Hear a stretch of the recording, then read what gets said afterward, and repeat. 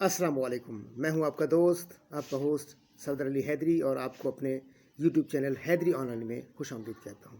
जी जनाब, तवक्कुआत के बिल्कुल बरअक्स अक्सर लोग इस बात पर मुत्तफ़िक़ हो चुके थे, कायल हो गए थे, दावे कर रहे थे, पेशगोइयाँ कर रहे थे कि इंग्लैंड ये मैच जीत जाएगा। और एक वक्त ऐसा भी आया कि इंग्लैंड वाकई ये मैच जीतने के करीब था, मगर उसके बाद डैरल मिचेल्स ने जो एक शानदार इनिंग्स खेली है, उसने मैच का पांसा पलट कर रख दिया।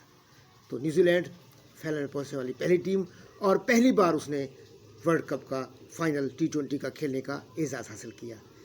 164 रन पर 4 आउट और 20 ओवर, ये कोई माड़ा स्कोर नहीं था, कुछ कम स्कोर नहीं था।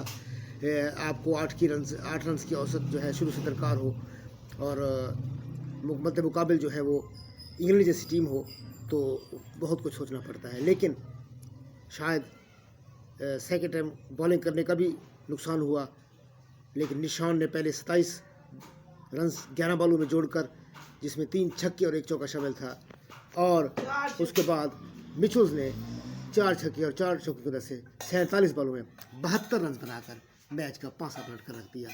जब 12.2 ओवर में मैंने देखा 31 बॉलों में, जब 31 बॉलों में 61 रन या 62 रन दरकार थे, तो मुझे नींद आ गई मैच देखते देखते।